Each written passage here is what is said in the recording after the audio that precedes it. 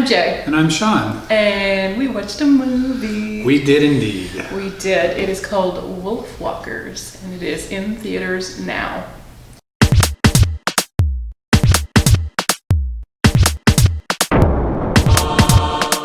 It is an animated film by Cartoon Saloon, that Irish animation studio that we have come to love, with Oscar-nominated animated films like Song of the Sea, which we loved, of course, and The Breadwinner. Oh, yeah. And Wolfwalkers is just as good and maybe better. Ooh, that's high praise. It is high praise. It is among, I think, the best animated movies this year. I expect to see it on the Oscar ballot. This seems like one that should be nominated for sure, and might be, because they do have those previous movies that have had success and critical acclaim. Mm-hmm, that's right. And you just can't deny that hand-drawn animation, which we don't see nearly enough anymore. And I'm not knocking, computer animation. Obviously, that revolutionized the animation industry, and we've seen some really incredible movies because of it. But there is also still some artistry and skill and really stunningly beautiful visuals that you can get from hand-drawn animation, and they can compete right alongside the computer ones. They can, and I'd stop motion in there as another genre that they can all coexist, and when done right, all of them are beautiful in their own way. That's right. And for a long time, we would often see the animated category have an upset, because the big one, the big Disney one or Pixar one, would lose to something that nobody saw in theaters. And it's because at that time, only animators were allowed to vote in their own category. And that was true in a lot of categories, and it's becoming less true over time, for better or worse. But the animators like to reward the movies that were maybe not the most successful at the box office, but that were gorgeously animated and that were more difficult to animate. Makes sense, as they would know how much of that. I mean, I tried to make stop motion movies as a teenager, and we'd get like 1 minute worth of stuff done in an afternoon, and then we'd pack it up and we'd say that's enough. So having done that, I do understand like a little bit of how hard it is, but to actually make a 90-minute movie out of that is crazy. And then the hand-drawn is something similar, where again, you're doing this for every single frame of your movie. That's a lot of work. It is a lot of work, yes. No matter what, it's a lot of work. And I just think it's nice that we can have all of the styles and acknowledge that they each have their own merits. And looking at this movie, it really was just absolutely gorgeous. Often it felt to me like stained glass. Yeah. Just the colors, the lines are very heavy, which again, with the photorealistic that we're getting used to with the CGI, you've lost that, but here we are back. This movie wants you to know it's handmade. Some of it looks a little rough, obviously intentionally, because they want you to remember somebody's hands were actually on this piece of paper making this piece of art. So it's pretty incredible. It is. And in this case, I think the story really holds up as well. And the medium suits the message. So it's an old folk tale, we'll say, an Irish folklore that they have brought to life from back in the time when Ireland was being colonized. Fun times. This is, of course, not a real history lesson, folks. But little Robyn gets sent to a little town on the outskirts of something with her father, Bill. Bill Goodfellowe. He is... Classic name. Yeah. He's a wolf hunter. And so this little town is expanding. It's getting bigger by little bits. And so when it's expanding, it's creeping into actual forest. It's hard to imagine, guys, but back in the day, we were killing all the land everywhere. So the more you went into the forest, the more wolf attacks were happening, because of course we're pushing wild animals out of their natural habitat. But they don't get the message right away. So they're still hunting where they've always hunted for millennia. And then we wonder why this happens. Well, the solution is not to leave the wolves alone, it's to call in Bill to kill them all. And little Robyn, quite the young woman, she just wants to follow in her father's footsteps. She wants to be a wolf hunter too. She wants to be out the forest with him. And not only does he want to keep her safe, but the Lord Protector really has some strict opinions about the place of a woman. Of course, Robyn is not a woman yet. She's still a little girl. But she's a pretty headstrong little girl. So you will fall in love with her. So while her father is out working, Robyn heads for the forest on her own anyways, because she's headstrong. She is headstrong. And the more something is forbidden, the more appealing it is. Exactly. But guess what? There are wolves in them there hills, and they find little Robyn, who is alone. And when you're a little girl alone, you look a lot like prey. And the wolves are hungry. So they are fast attacking, circling around her, and you know what that means. Except for at the very last minute, Robyn is thankfully saved by another little girl named Mebh.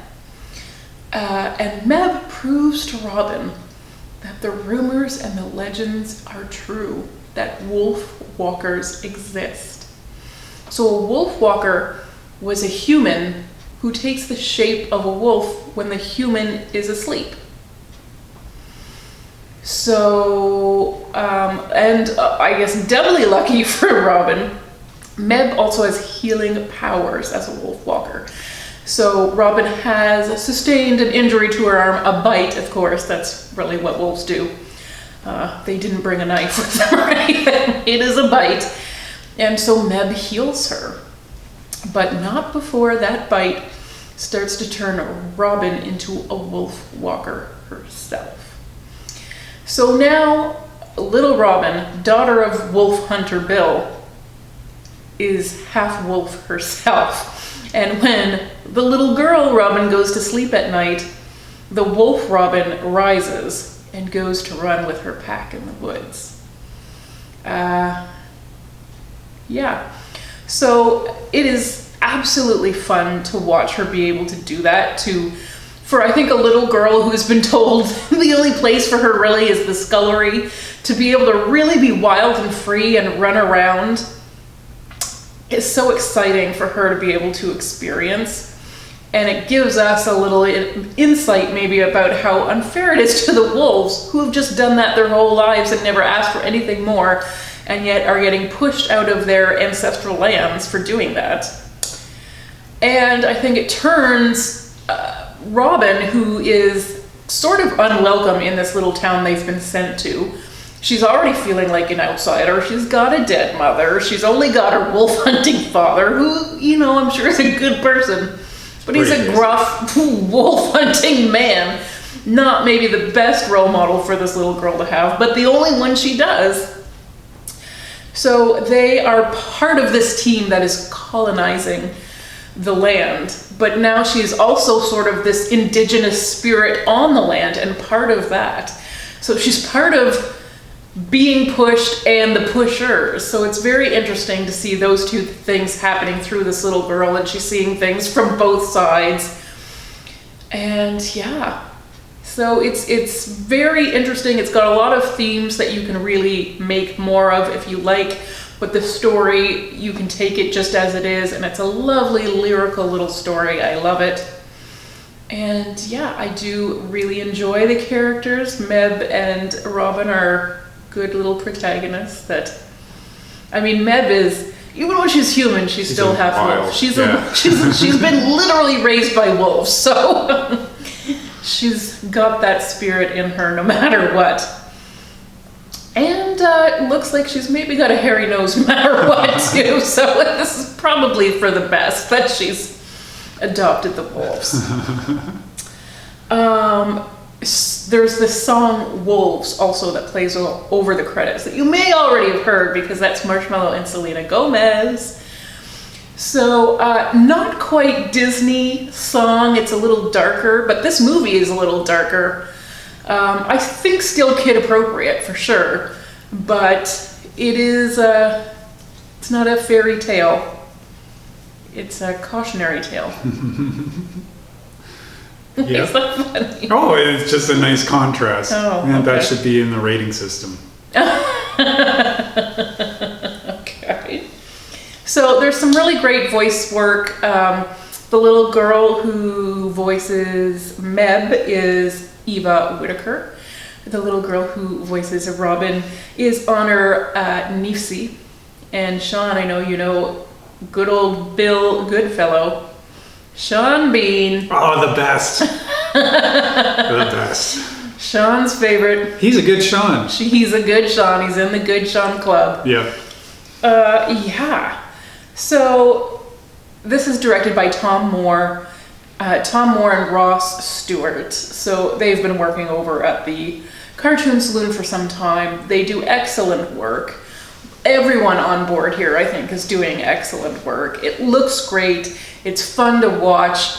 It's pretty fast-paced, and there's a magical, mystical element to it that really draws you in and makes it a little unexpected. And I just really liked this movie. Well, there you go. It's one to watch. Oh, well, okay. It's approved. Uh-huh. You liked the movie? I did like it, and the art is really fantastic. It looks great, and it is a good story. So this one is in the select theaters now. Who knows what that even means around the world right now. But the good news is it will be on Apple TV December 11th.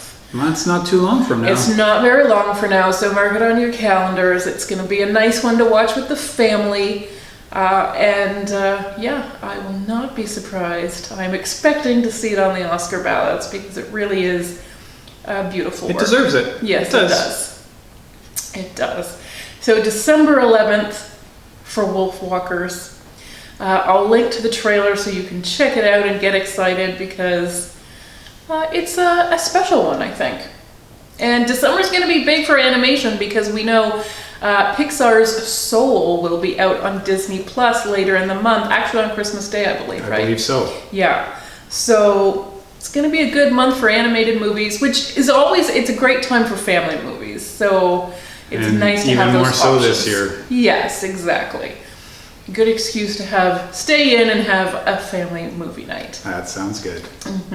So thank you so much for watching, everyone. Bye. Bye.